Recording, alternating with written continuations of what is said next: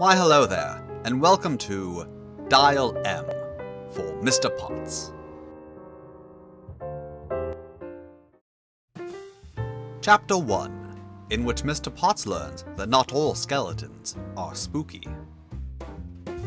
When last we left our hero, Mr. Potts had just defeated the Smolich, ensuring a bountiful harvest for the coming year. The townspeople offered Mr. Potts a generous reward, but Mr. Potts refused. A job well done is its own reward. However, Mr. Potts soon realized that he had left his wallet at home, and graciously accepted the reward, before taking off for further adventures unknown. They would always remember Mr. Potts and tell tales of his deeds that faithful day. Chapter 2, in which Mr. Potts solves the ancient riddle of Abraxia. It was a Tuesday, and Mr. Potts was on his way to the library. The goal of his journey was to return a book on Australian mammals. But then, Mr. Potts noticed that something was amiss. He was almost positive that he had not been on Mars when he had left the house that day. Or had he? It was at this point that Mr. Potts noticed the Martian ambassador, who had been waiting patiently for Mr. Potts to come to grips with the situation. The ambassador told Mr. Potts that he had been chosen to represent his world in an interplanetary tournament. Mr. Potts would have to think about this offer. On one hand, it was a great opportunity, but on the other, he did have dinner plans. Mr. Potts decided to compete for the honor of his world. His dinner plans would have to be rescheduled.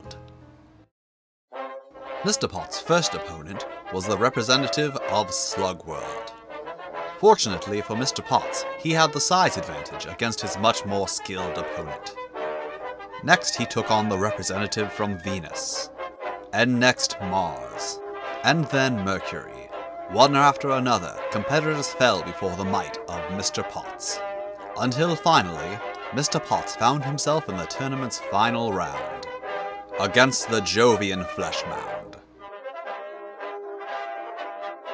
Mr. Potts fought his mightiest, but despite his greatest efforts, he found that he was no match.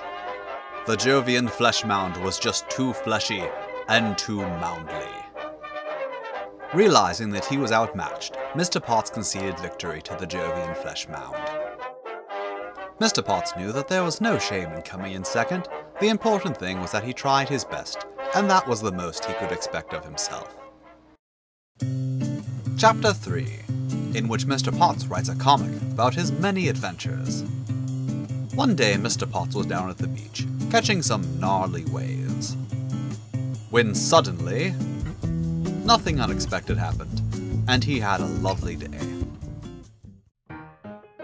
Chapter 4, in which Mr. Potts finds a mysterious egg, and you won't believe what happens next. One day, Mr. Potts was out ghost watching.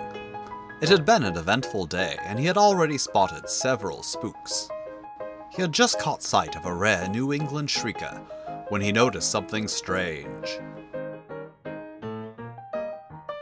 The end. Thank you for watching. If you've enjoyed this video, give it a like, and consider subscribing for more content.